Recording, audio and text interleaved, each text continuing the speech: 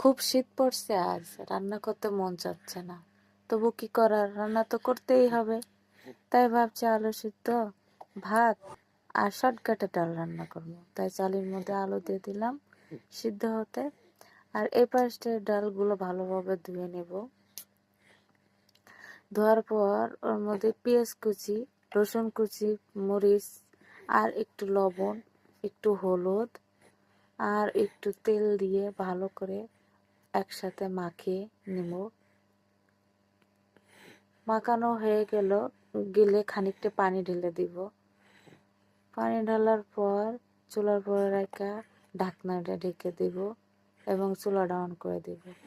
সিদ্ধ হওয়া পর্যন্ত অপেক্ষা করলাম। সিদ্ধ হয়ে গেছে, ডালটি ভালো করে গোটাগুটি করে একটু জাল দিয়া পরে নামায় রাখবো।